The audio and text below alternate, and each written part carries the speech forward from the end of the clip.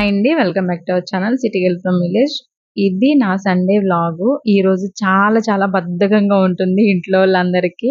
అంటే ఎవరు బయటికి వెళ్ళరు, ఇంట్లోనే ఉంటారు కాబట్టి కొంచెం లేజీగా జరుగుతుంది ఈ సండే అనేది అందరి ఇంట్లో. అవునంటే అడగడం మర్చిపోయాను. ఉప్మా మీలో ఎంతమందికి ఇలా పల్చగా తినడం ఇష్టం లేదా పొడి పొడిగా తినడం ఇష్టం? నాతో షేర్ చేసుకోండి. ఎందుకంటే నాకైతే పొడి పొడిగా తినడం ఇష్టం. ఇదేంటి ఫిష్ పకోడీ అని చెప్పి ఇవన్నీ చూపిస్తున్నాను అనుకోకండి. అవి కూడా వస్తాయి. కాపోతే ఇది నా morning to evening routine vlog అన్నమాట.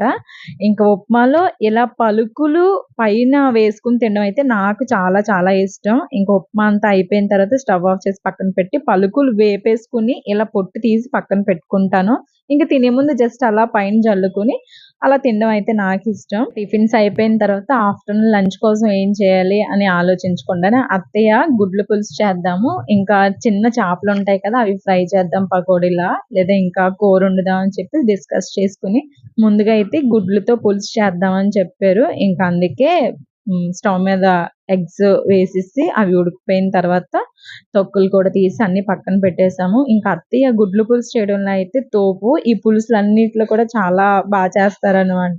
ఈ ఎగ్స్ ఎందుకు ఇంత అందంగా ఉన్నాయంటే ఆ క్రెడిట్ అంతా సహస్రాదే. ఇంకా స్కూల్ ఉంది అంటే మాత్రం ఆ రోజు లెగమన్నా సరే లెగరు ఎంత లేపినా. అదే స్కూల్ లేదంటే మాత్రం 5:30, 6కే లేచిపోతారు. ఇంక లేచేసి నేను ఒలుస్తాను అని చెప్పి ఒకటే గోల. ఇంక అందుకే తొక్కలు తీయని చెప్పిస్తే అన్నిటికి కన్నాలు పెట్టేసి ఇంకిష్టం వచ్చినట్టు ముక్కలు చేసేస్తుంది. గుడ్లు పులుసుకి ఇంకా చేపల పులుసుకి అత్తయ్య ఉల్లిపాయలు, పచ్చిమిర్చి, టమాటాలు అన్నీ కూడా కోసేసి నీట్‌గా పక్కన పెట్టేశారు.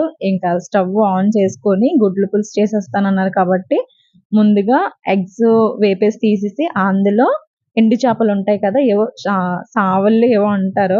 అవి ముక్కలేసేసి అయి కూడా వేపేసి తీసి పక్కన పెట్టేశారు. ఇప్పుడు దానిలోనే ఉల్లిపాయలు, పచ్చిమిర్చి వేసి ఇంకా అవి కూడా కొంచెం ఒక 60-70% మగ్గిన వరకు ఉన్న తర్వాత ఇంకా ముందుగా కట్ చేసి పెట్టుకున్న టమాటాలను కూడా అందులో వేసేసి కొంచెం అవి కూడా అటు ఇటు మగ్గిన తర్వాత ఇంక ఇందులో మనకి నచ్చితే ఉల్లిపాయ, 2 టమాటాలు అంటే మిక్సీ పట్టేసి అందులో వేసుకోవచ్చు. అంటే గ్రేవీ ఎక్కువ కావాలి అనుకున్నోళ్ళు అలా కూడా వేసుకోవచ్చు. ఇంక ఇప్పుడు ఇవన్నీ కూడా బాగా మగ్గిపోయి ఇంకా స్మాష్ అయిపోయేంత వరకు బాగా వేపించేసుకొని ఇప్పుడు దానిలో కొంచెం వాటర్ ఏసేసుకొని మళ్ళీ మూత పెట్టి ఉప్పు, కారం అన్నీ సరిపోయాయో లేదో చూసుకోవాలన్నమాట. ఇంకిలా అన్నీ సరిపోయాయి అన్నటప్పుడు లాస్ట్ అండ్ ఫైనల్‌గా ఇంకా మనం ముందుగా వేపేసి పెట్టుకున్న గుడ్లు, ఇంకా ఎండు చేపలున్నాయి కదా! అవి కూడా ఇందులో ఏసేసి ఒకసారి కలిపేసి మూత పెట్టేసుకోవడమే. అప్పుడే అయిపోలేదు ఈ పులుసు. ఇవన్నీ ఉడికిన తర్వాత ఒక 3-4 మినిట్స్ అప్పుడు ముందుగా నానబెట్టుకున్న చింతపండు పులుపు ఉంటుంది కదా! అది కూడా వేసేసి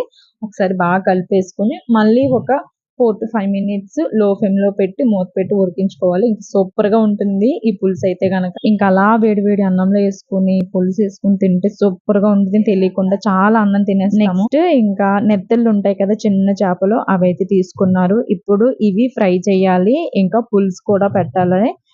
చాలా బావుంటుందంట. నేను ఫస్ట్ టైమ్ ఈ చిన్న చేపలు కర్రీ అయితే తినడం.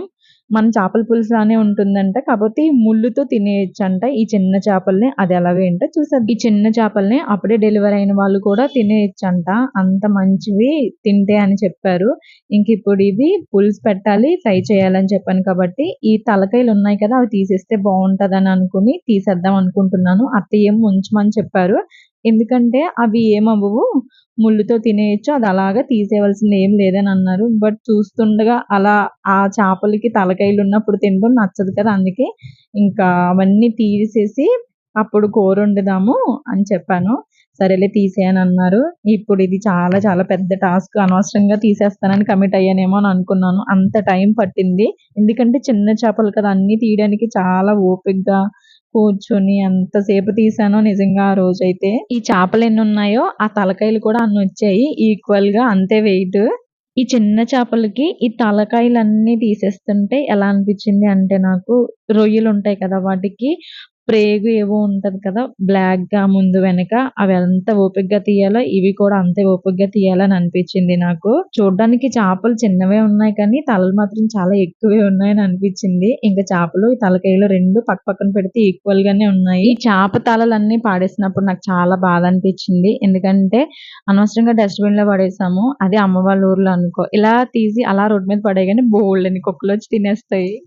ఆ చేపతలలన్నీ తీసేసిన తర్వాత ఇవన్నీ నీట్‌గా శుభ్రంగా ఒకటికి 2 సార్లు బాగా కడగాలి. అనుకుంటాం గానీ ఇలాంటి వంటలు చేయడం అంటే చాలా కష్టం. చాలా ఓపికుండాలి. ఈ నెత్తళ్ళు పులుసు చేయడానికి ముందుగా అత్తయ్య ఒక కళాయిలో ఆయిల్ వేసుకొని దాంట్లో పచ్చిమిర్చి వేసి కొంచెం మగ్గిన తర్వాత ఇంకా ఒక ఉల్లిపాయ, 2 టమాటాలు మిక్సీ పట్టేసి ఆ పేస్ట్‌ని అందులో ఏసేసి ఉప్పు, కారం వేసి ఇలా ఉడికించేసారనమాట మసాలా. ఇప్పుడు దీనిలో మనం ముందుగా కడిగేసి పెట్టుకున్న ఆ చిన్న నెత్తళ్ళున్నాయి కదా! అవి ఏసి జస్ట్ ఒక 3-4 మినిట్స్ అంతే. మరీ చెప్తున్నాను. 3-4 మినిట్సే అలా మూత పెట్టి ఉంచామంతే. వెంటనే ఉడికిపోయాయి. అంటే నాకు ఏటి ఇంత బేగా ఉడికిపోతాయా అని అన్నాను అత్తయ్యతో. లేదమ్మా చిన్న చేపలు కదా ఫాస్ట్‌గానే ఉడికిపోతాయి. ఎక్కువ సేపు ఉంచితే మళ్ళీ పేస్ట్ లాగా అయిపోతాయి అని చెప్పారు. అంతే ఇంక జాగ్రత్తగా మూత పెట్టి ఎక్కువ సేపు కలపకుండా జస్ట్ ఒక 3-4 మినిట్స్ ఉడికిన తర్వాత స్టవ్ ఆఫ్ చేసేసుకొని సర్వ్ చేసుకుంటే ఉంది నిజంగా. మాటలు సరిపోవంతే ఇంక చెప్పడానికి. మీరెప్పుడైనా సరే ఇలాంటి చిన్న చేపలతో పులుసు పెట్టుకొని తింటే గనక మర్చిపోలేరు. ఇంకా మళ్ళీ అదే తింటానంటారు. అంత బావుంది. డెలివరీ అయిన వాళ్ళు కూడా తినడానికి ఇష్టపడతారని అనిపిచ్చింది. ఎందుకంటే వాళ్ళకి పథ్యం చేసి ఉప్పు, కారాలు అంతగా ఏం పెట్టం కాబట్టి వాళ్ళకి ఇది చేసి పెడితే చాలా తింటారు. బట్ పిల్లలకి మదర్‌కి కూడా చాలా మంచిదని చెప్పారు అత్తయ్య. ఇది ఎలా ఉంది ఏంటో టేస్ట్ అని చెప్పి నేనే ఫస్ట్ టేస్ట్ చేశాను. సూపర్‌గా ఉంది. మాటలు లేవు మిత్రమా.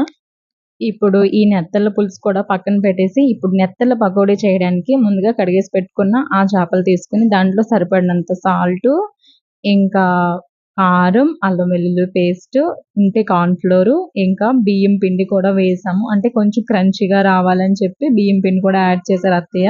ఇంకిప్పుడు ఇవన్నీ బాగా చేత్తో నీట్‌గా కలిపేసి పక్కన పెట్టుకోవాలనమాట. కలిపేటప్పుడు కూడా చాలా జాగ్రత్తగా కలపాలి. ఎందుకంటే చిన్న చేపలు కదా! మళ్ళీ ఎక్కువ ముద్దగా అయిపోతాయని చెప్పి అత్తయ్య చెప్పారు. ఏమి కాకుండా ఈ నెత్తళ్ళ పకోడీని ఒక 2 కేజీలు అలా తినేయొచ్చు. అంత బావున్నాయి.